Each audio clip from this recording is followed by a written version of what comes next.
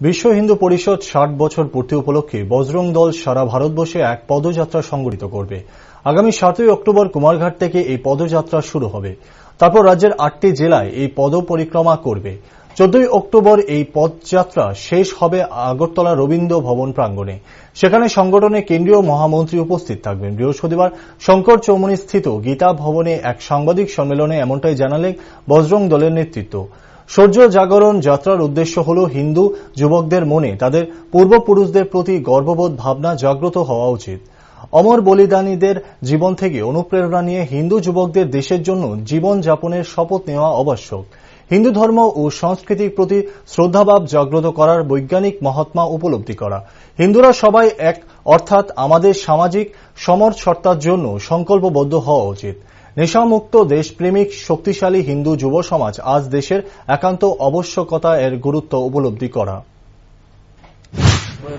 হিন্দু পরিষদের ত্রিপুরা উপপ্রান্তের পক্ষ থেকে আজকে এই সাংবাদিক সম্মেলনে যে সাংবাদিক ভাইয়েরা উপস্থিত আছেন সবাইকে নমস্কার এবং আমার ধন্যবাদ। আপনারা জানেন বিশ্ব হিন্দু পরিষদ এই বছর ৬০ বছর পূর্ণতা পেয়ে ৬০ বছর পূর্তি উপলক্ষে আমাদের কেন্দ্রীয় যোজনা হচ্ছে বজরং দলের রথ একটা বের করবে সারা ভারতবর্ষে।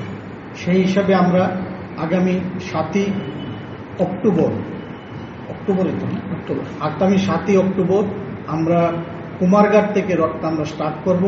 কুমারঘাটে মানে ঊনকোটি ডিস্ট্রিক্ট থেকে সেই রথ আসবে আমাদের উত্তর ত্রিপুরাতে ধর্মনগর হয়ে সেই রথ যাবে ধলাইয়ে এই রথ ঘুরে এই রথ যাবে গোমতী ডিস্ট্রিক্ট থেকে সেই রথ যাবে আপনার বিলুনিয়াতে সাউথ থেকে সিপাহীজলা থেকে আমাদের ওয়েস্ট ত্রিপুরা।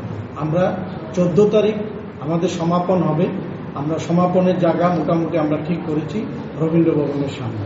সেখানে আমরা আমাদের কেন্দ্রীয় সংগঠন মহামন্ত্রী মাননীয় বিনায়করাও দেশপান্ডেজি সেই সমাপন অনুষ্ঠানে উপস্থিত রাখবেন এবং ওই অনুষ্ঠানে আমরা মিনিমাম 10,000 লোকের সমাবেশে আমরা এই সমাপন অনুষ্ঠানটা করার চিন্তাভাবনা আমরা করছি।